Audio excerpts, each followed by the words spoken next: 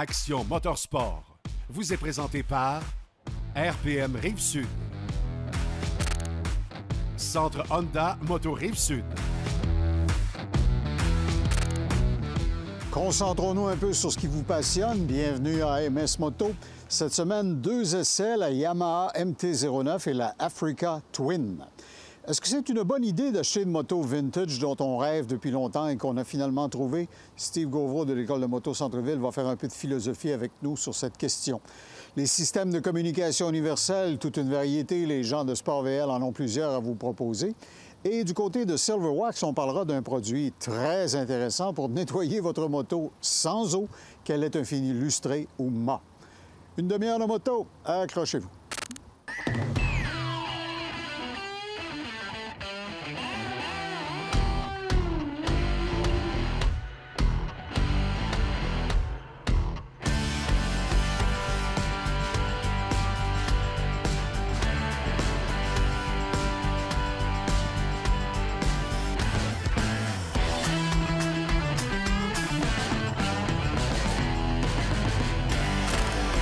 Comme vous en êtes témoin, nous sommes littéralement, Michel, sur la ligne d'arrivée de l'autodrome de Montmagny, qu'on remercie de leur hospitalité pour nous prêter la piste. Tu t'es bien amusé, je crois, en mettant à l'essai une moto qui n'est pas nécessairement une nouveauté. C'est la Yamaha MT-09. T'aimes beaucoup les Naked. T'as dû te faire plaisir. C'est vraiment un petit bijou, Claude. Effectivement, c'est pas un nouveau modèle. C'est quand même pas vieux comme mécanique puis comme modèle. Le 900cc de Yamaha est un excellent moteur parce que c'est un petit 3 cylindres qui est léger. Ça en fait une moto qui est vraiment ultra légère, qui a beaucoup de puissance pour un petit moteur comme ça. Il y a une belle livrée là, assez rectiligne. La moto est très courte d'empattement. On est vraiment sur un petit naked, là, le fun. Ce qui me frappe esthétiquement, c'est que souvent les réservoirs sont plutôt étroits et entourés de plein d'éléments aérodynamiques. Oui. Celui-ci, il est plein de largeur. Oui, il y a une bonne capacité en hauteur. J'imagine qu'à cause du filtre à air, des choses comme ça, c'est l'ingénierie, on va dire. Claude, on a un tableau de bord qui contient... Il est petit, mais il contient à peu près tout ce qu'on veut avoir, qu'on peut naviguer avec une molette maintenant sur les commandes de droite. On a les différents modes de conduite. On a vraiment là, un beau package dans le modèle de base, mais il existe quelques couleurs et aussi, Yamaha a une version cette année, une version SP. La version SP dans le monde de la moto, c'est tout le temps une version de performance. Pas nécessairement parce qu'elle a plus de moteur, parce que c'est pas juste ça qui compte, mais la version SP vient avec une suspension all-in, elle vient avec beaucoup de petits ajouts. Plein de périphériques qui rehaussent la qualité de l'expérience. Exactement. Puis qui va rehausser aussi ton expérience ou ton ajustement de conduite, ta personnalisation à ton mode à toi. Déjà, c'est une moto qui vient avec l'ABS, l'antipatinage, des excellents freins. On a maintenant, tout le monde est familier avec le Quick Shifter. C'est le changement sans embrayage, autant en montant qu'en descendant les vitesses. Et ça travaille très bien. C'est smooth, ça rentre facile. J'ai eu beaucoup de plaisir ce matin à m'amuser avec. Même des petits dérapages d'un courbe là, où l'asphalte était froide, mais facile à contrôler. C'est presque prévisible quand ça arrive, donc la moto n'est pas difficile, même en la poussant. Là. J'ai eu de la facilité à la garder en trajectoire, puis c'est une petite moto qui est facile à conduire. L'assise n'est pas très haute. Souvent, ce genre de motos-là sont un peu plus élevées. Es-tu en position un petit peu plus droite que ce qu'on verrait? Non, on est un petit peu semi-sport, un petit peu penché sur le guidon, mais aussitôt qu'on est en mouvement puis qu'on roule, on le sent pas vraiment. Je sais pas, on l'oublie, on s'en aperçoit pas. C'est vraiment une petite moto pour faire de la randonnée tranquille ou un petit peu sportive, sans aller à des hautes vitesses. On n'a pas de carénage, mais vraiment, on n'a pas un grand rayon de braquage. Sur ce type de moto-là, souvent, on a un petit rayon de braquage, mais la moto est facile. Puis vraiment le fun, là, parce que c'est léger. Le plaisir, il est dans les petites routes sinueuses, c'est sûr. Là. C'est un moteur, évidemment, un 3 cylindres refroidi à l'eau, donc... Techniquement, le bloc moteur lui-même doit être assez silencieux. Il est pas, c'est bien balancé. On n'a pas de vibration aucune. On a quand même une bonne visibilité des miroirs à toutes sortes de vitesses. On ne ressent pas de vibration dans les marchepieds. Aussi, des fois, on peut avoir une vibration qui peut être désagréable, mais un 3 cylindres comme ça, mécaniquement, au niveau engineering, ça se balance bien. Puis chapeau Yamaha, en général, ils ont tendance à faire des bonnes machines. C'est pas des machines d'exception, il faut aller dans leur modèle haut de gamme, mais en général, tu vas prendre la machine de base ou la machine moyenne dans leur gamme, c'est déjà une très bonne machine. Le freinage sur ces engins-là est toujours très important parce que les gens en font une utilisation enthousiasme. Tu as quoi? Tu as 2 freins à l'avant, bien sûr, à disque d'assez large diamètre, donc ça travaille très bien. On a un très bon freinage. C'est pas un freinage de compétition, mais pour un usage route ou un usage campagne ou même des petites journées de piste, on en a amplement. Ça travaille très bien. Même une fois réchauffé, on a toujours un bon freinage. D'accord. Puis elle est à chaîne, bien sûr, comme la plupart des motos qui ont cette Comme la plupart des motos comme ça. Les motos naked, on veut avoir ça plus léger, on veut avoir une mécanique plus directe, on veut une réponse toujours un petit peu plus sportive. C'est sûr qu'on va aller pour ces critères-là. On ne mettra pas de courroie, ça va aller plus sur des motos plus tranquilles, plus custom. On ne mettra pas de driving shaft parce que ça va sur des motos de plus d'aventure ou de grand tourisme. Donc, c'est des critères mécaniques d'ingénierie qu'on va conserver pour garder le côté sportif, le côté fun, le plus léger possible, puis tirer le maximum d'une petite mécanique comme ça. Léger, sport, je regarde la surface du siège arrière, c'est un peu banzai, c'est pas énorme, mais c'est pas si pire. On a quand même une surface là, pour embarquer quelqu'un. Parce qu'il y a des repose-pieds à l'arrière. Il y a des repose-pieds à l'arrière. C'est pas une moto pour faire du long voyage à 2, mais ça fait très bien pour aller en randonnée. Puis amener quelqu'un qui est pas... Puis, évidemment, vous la voyez en noir, mais ce n'est pas la seule livrée, bien sûr, Michel l'a mentionné. Il y a d'autres couleurs différentes, plus, bien sûr, cette édition spéciale. Puis à chaque année, les couleurs changent, les roues, tout ça, ça fait qu'ils ont des beaux packages. Oui. Puis l'utilisation qu'ils font maintenant des surfaces semi-lustrées ou mâts, c'est très répandu dans l'industrie maintenant. C'était un cauchemar il y a quelques années quand c'est sorti parce qu'il n'y avait pas de produits sur le marché pour entretenir ça d'une façon adéquate, mais maintenant, c'est plus... très facile. On a une belle peinture, la finition est belle. Oui, vraiment. Alors, la Yamaha MT-09, si vous avez le goût d'une randonnée sportive agréable à conduire, mécanique éprouvée, et croyez les images que vous avez vues avec Michel ici dans les méandres du circuit de Montmagny.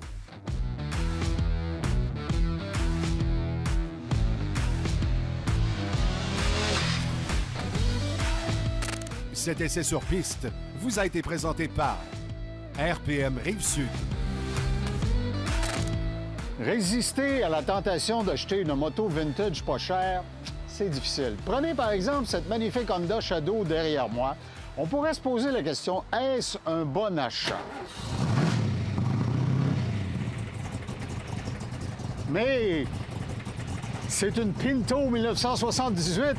Et au volant, est-ce Peter Fonda qui a changé de carrière? Non, c'est Steve Gogo de l'école de moto Centre-Ville. Steve, parlant de vintage, ta Pinto, très impressionnant. V8, évidemment, vous aurez deviné, là. V8, c'est pour ça qu'elle ronronne comme ça. Steve, cette Shadow-là, pour revenir au monde des motos, qui t'est très familier, c'est une aubaine. Je sais que tu l'as payé pas très cher, presque pas de kilométrage. Ça peut être tentant. Qu'est-ce qu'il faut surveiller si on va vers ce genre d'achat? Une moto qui n'a pas beaucoup de kilométrage comme elle, une 2006, 2800 km. On s'entend-tu que ça n'a jamais roulé? Mais par contre, elle a couché dehors un petit peu. Donc, si on regarde les rimes de roue, le chromé, bien, il s'est défait un peu dessus. Les cils de fourche, regardez-moi ça, comment c'est impressionnant. J'ai jamais vu des cils autant manger. Le cil ne coûte pas cher en tant que tel. Mais s'il a piqué le poteau, les poteaux sont finis, ils vont être à remplacer. Donc là, on commence à monter dans les frais. Dans l'esthétique, je vois qu'elle était stationnée du côté soleil. Oui. Un côté du réservoir est pâli, l'autre encore sa peinture candée. Tu allais parler des carburateurs, oui? Les carburateurs, justement, parce qu'il y a juste 2800 km, il faut s'attendre à faire une job de carburateur automatique dessus. Les pointeaux sont encrassés, il y a du vernis. Ouais. C'est ça. Parce que le gaz s'est défait un petit peu. Puis c'est surprenant tout ce qu'on peut trouver dans un carburateur. Oui. Donc, on a un carburateur à refaire, on a une peinture à refaire. Après ça, on a tout ce qui est caoutchouc autour du moteur. Bien, des fois, les cils vont se mettre à couler. Donc, c'est très important de vérifier ça. Une chaîne qui a été longtemps sans rouler, elle va avoir tendance à se défaire quand même assez vite. Parce que tous les rouleaux dessus, là, bien... ont été imprégnés, mettons, par de la pluie. Oui. Ouais. Puis ils ont commencé à se souder l'un sur l'autre. Vous allez voir qu'en roulant, ça ne sera pas trop long, qu'il va y avoir une chaîne à mettre dessus. Des pneus, même s'ils sont impeccables, quand on les regarde de proche, normalement, les profils sont tous craquelés. Donc, ils vont être à remplacer. Certains pneus sont pourvus d'un code de date de fabrication. Puis la plupart des experts disent que dépasser 5 ans, pas évident. On est dû pour les remplacer. Ouais. Fait que si vous êtes mécanicien, je le recommande parce que ça fait des beaux produits intéressants. Et cette moto-là en particulier, elle était très aimée au niveau des écoles de conduite. On a l'impression de chauffer un gros Harley, on ne se le cachera pas, mais dans un format un peu plus petit, donc un 600 cc. L'assise est très basse. Plein de gens qui sont comme nous, pas très grands, pourraient dire « Wow, c'est parfait pour moi ». Puis les performances étaient quand même intéressantes sur ces petits moteurs-là. Pour une école de conduite, c'est merveilleux. Il en manque une. Il n'y a pas 5 vitesses là-dessus, il y en a juste 4. Mais bon, pour une école de conduite, on n'a pas le temps de s'y rendre. Alors, c'était Peter Fonda qui fait du temps partiel à l'école de moto Centre-Ville. Merci, Steve. Ça fait plaisir. Cette capsule vous a été présentée par l'école Moto Centre-Ville, la seule école de conduite de moto située au centre-ville de Québec.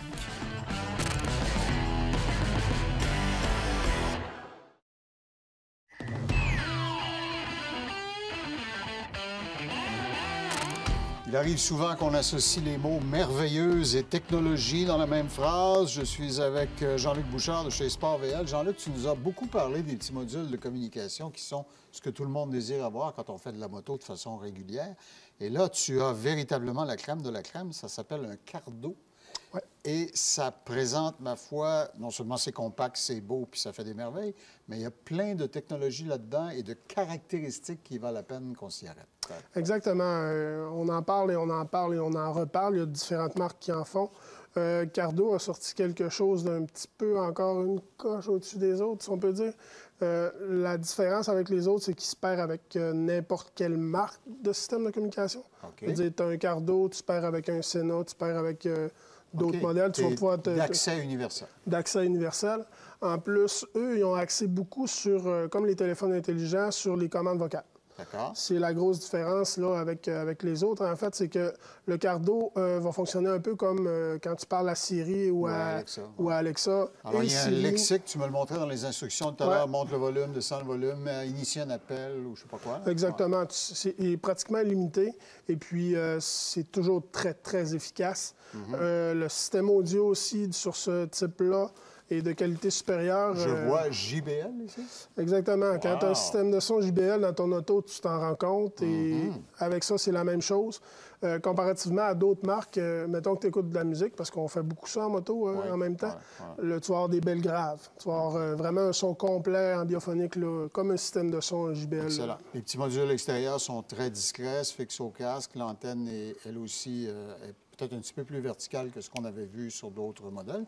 Et la molette pour jouer avec est super intelligente. Ouais. C'est littéralement un rouleau, comme un rouleau à pâte que vous faites pivoter avec votre pouce. C'est très intelligent. Exactement. Eux autres, en plus, on peut dire qu'ils ont 3 types de connectivité. Tu as le système Bluetooth conventionnel. Ouais. Ensuite, tu as un autre système qui permet de connecter un peu comme un radio CB. Donc, il peut augmenter la portée de... Si tu as une longue randonnée avec beaucoup de monde, tu vas capter les gens très loin. Exactement. Okay. Ça, c'est nouveau aussi. Là. Ça vient avec tous les types de fixation pour tous les modèles de casque. Que tu aies un casque ouvert carrément ou que tu aies un full face ou un modulaire. Tu peux adapter les écouteurs, etc. Chez sportvl.ca, le Cardo. Merci. Cette chronique vous a été présentée par Sport VL. Si ma mémoire me sert bien, la dernière fois, on est allé chez nos amis de Honda Rive-Sud, dans la région de Québec.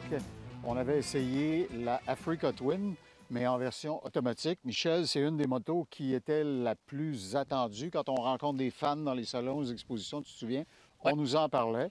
Dans ton cas, ça m'avait permis de voir combien tu avais des ressources quand tu arrivais au bout de la route de Gravel. Puis il fallait que tu testes au maximum le système de freinage. Exactement. Et tu es là pour en parler, donc c'est que ça a marché. Ça a très bien fonctionné. Mais celle-ci n'est pas une automatique, c'est la Adventure Sport et c'est la nouvelle mouture. Qu'est-ce qui te frappe comme différent? Je ne me souviens pas en combien de versions elle se fait, mais tu vois, sur celle-là, on a des mags de broches tubeless, ce qui veut dire que les broches sont à l'extérieur. Donc ça, c'est déjà une composante beaucoup plus haut de gamme.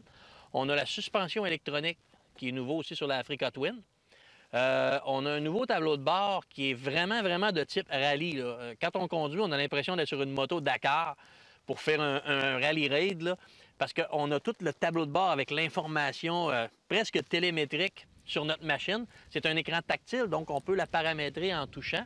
On a le petit écran dans le bas qui nous donne notre information que moi j'appelle le coup d'œil rapide. Ouais. Notre vitesse Ponctuel, ou là. notre, c'est ça, quel gear on est.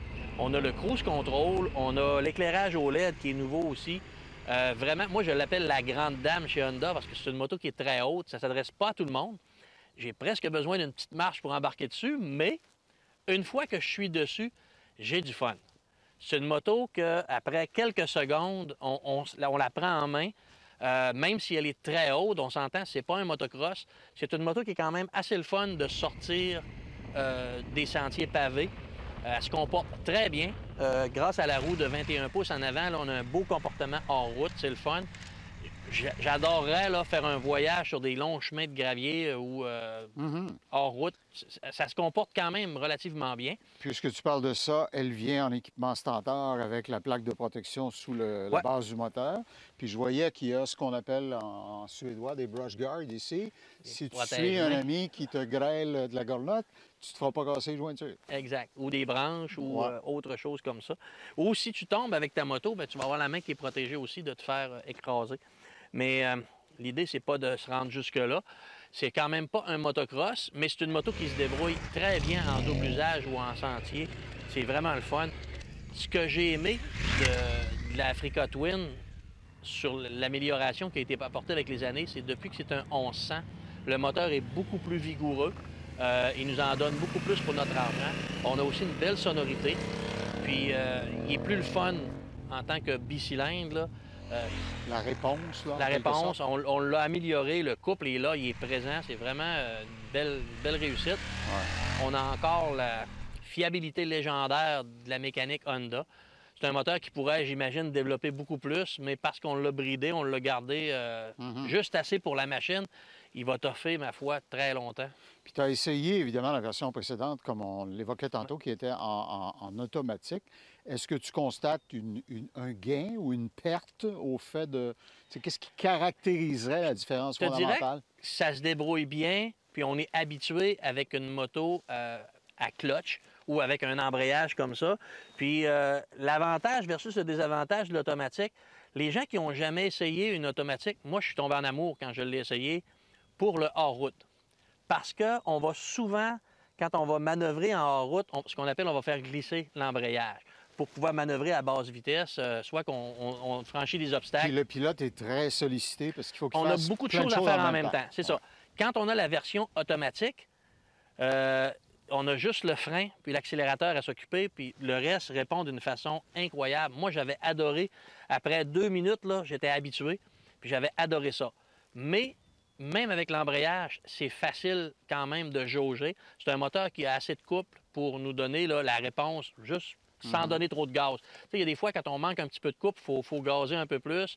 Puis sur une grande moto, on peut se faire surprendre. Mais là, elle a un bon torque, elle a un bon couple. On peut, là, en faisant glisser un petit peu l'embrayage, franchir des obstacles quand même facilement. Et comme c'est une moto, évidemment, qui favoriserait l'aventure, je te regardais faire des tours sur la piste tout à l'heure. C'est évident qu'on est en piste, là, on n'est pas dans un champ de labour. Mais je regardais le très grand débattement de suspension, puis tu n'avais pas l'air assis sur une guimauve. Ça avait l'air, disons, relativement ferme. C'est relativement ferme, mais on a comme de la souplesse au début, justement, pour absorber les premières variations. Okay, là. Le premier 20 cm, mettons. Oui, on a un bon débattement.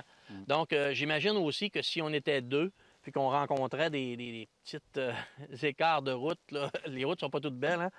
Des petits obstacles ou des petits écarts sur la route, bien, on les sentira pas trop, puis on ne se fera pas taper dans la colonne vertébrale. Ça, c'est bien aussi. C'est une des premières fois que j'en vois une, parce que quand on les voit dans les salons de la moto, souvent, ils sont équipés au complet. On voit les valises à l'arrière qui font style Paris-Dakar, justement. Ouais. Là, je vois qu'il y a des cavités d'ancrage pour installer des valises. Ça veut donc dire qu'on peut le faire, puis c'est des valises qu'on peut mettre et enlever rapidement. Là. Exactement, oui. C'est ce qu'on appelle clip-on. Ça prend quelques instants, puis on les met, on les enlève. C'est une moto touring aventure. Donc, la position, c'est une position droite. C'est une moto qui se conduit très bien debout. Parce que quand on va sortir des sentiers pavés, bien, on va souvent sur ce type de moto-là, on se lève debout. Ouais. Puis on est à l'aise. Elle se comporte bien, elle se maintient bien, on a un bon contrôle. Donc, c'est une moto pour faire du grand touring. Avaler de la route, partir à l'aventure. C'est vraiment l'idéal pour ça. tout ce que j'entends m'amène à penser que si vous avez aimé celle qu'on avait essayée, l'automatique, celle-là va vous titiller tout autant. Allez la voir chez votre concessionnaire.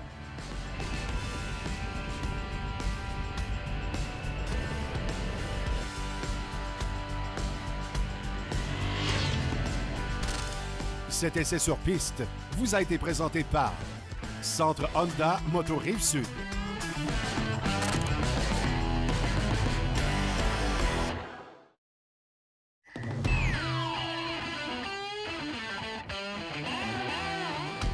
Si Albert Einstein est à l'écoute, il va se dire comment ont-ils défié les lois de la physique chez Silverwax, le Dry Wash, Richard? C'est un nettoyeur qui permet de nettoyer une moto sans utiliser le H2O. Oui, exactement. C'est ça qui est le fun avec Dry Wash. C'est que Dry Wash va nettoyer ta moto. Tu n'as jamais besoin de boyau d'arrosage. Puis, tu sais, la majorité du temps, quand tu fais une sortie, tu reviens pas toujours sale. Souvent, c'est rien qu'une petite poussière. Tu t'es promené quelques heures, puis à recommencer à ressortir tout ça. Des fois, on n'a pas le temps. Puis le matin, ou des fois, tu es à l'hôtel. Hein. Ce qui est le fun avec ce produit-là, c'est vraiment simple. OK. Bien, vous causez, monsieur, mais montrez-moi. Ouais. On y va. Ce qui est la chose la plus importante, il ne faut pas que la moto soit chaude. Ça, c'est important. Si des fois, on veut nettoyer des parties du moteur ou des choses comme ça, la seule chose qu'on a à faire, on le prend, on le vaporise sur la moto, puis on l'essuie avec une microfibre. OK. J'ai pas besoin d'attendre. T'as pas besoin d'attendre. Ça va enlever aussi les insectes s'ils sont pas collés vraiment. Puis ça laisse pas de résidus. Aucun résidu. Puis ce produit-là, Dry Wash, est fait pour des motos lustrées, qui sont vernies, qui sont vraiment éclairées. Ça, c'est vraiment, vraiment important. Puis on peut faire toute la partie du moto complet. On peut faire le plastique. OK. On peut faire le devant, tout ce qui Alors, est fairing. même si j'avais, mettons, des surfaces de plastique avec des reliefs, ça ne l'endommagera pas. Pas du tout. On peut faire les poignées, le caoutchouc, on peut faire même les parties du moteur, on peut faire la ligne d'exhaust, on peut nettoyer le moto au complet. Mais il faut qu'elle soit froide. Idéalement, qu'on la laisse refroidir. Exactement. Puis, c'est surtout de la poussière légère, là, de la petite saleté. À ce moment-là, bien, c'est le produit idéal pour ça, quand on a une peinture avec un vernis dessus. Je vois juste derrière toi une autre créature qui, elle, reflète, sans faire de mauvais jeu de mots, les tendances satinées. Oui. Ça te promet un produit spécifique pour ce genre d'application-là. Oui, c'est important parce qu'au niveau des peintures mâts, si on prend un produit comme ça qui a un protecteur à l'intérieur, à ce moment-là, lui va donner un fini lustré. Au point de vue avec Matte Wash, ce qui est le fun à ce moment-là, c'est que tout ce qu'on a à faire, c'est la même chose, on vaporise et lui, il va te donner une surface uniforme sur le mât. OK, même si mon application n'est pas faite au robot intelligent parce que c'est ma main droite, puis même si mon frottement avec la microfibre après n'est pas parfaitement rigoureux, j'aurai pas de taches. Aucune. Puis souvent, peinture mât, on marquera les traces de doigts paraissent facilement. Là, souvent, on arrive, on a des marques. Tout ce qu'on a à faire, c'est la même chose. Je le vaporise. Et tout ce que j'ai à faire, c'est juste de l'essuyer. Oui, je vois que ta microfibre rencontre un peu plus de traction, là, parce que le fini microscopique, il est comme un papier sur Ah, absolument. Puis, tu sais, ça donne un fini uniforme. C'est ça qui est le fun. Une peinture mât, c'est tellement beau, mais il faut que le mât soit complètement parfait. Fait que ça, c'est le gros avantage. Nettoyage rapide, solution instantanée avec les produits Silverwax. Cette chronique vous a été présentée par les produits Silverwax. C'est déjà tout pour cette semaine, mais consolez-vous, la semaine prochaine, 2 autres motos vont passer sous les mains expertes de Michel Boilly, la Suzuki V-Strom et également une BMW de série R. On va bien s'amuser, passez une bonne semaine et retrouvez-nous à Télémag pour AMS Moto. Action Motorsport vous a été présenté par RPM Rive-Sud. Centre Honda Moto Rive-Sud.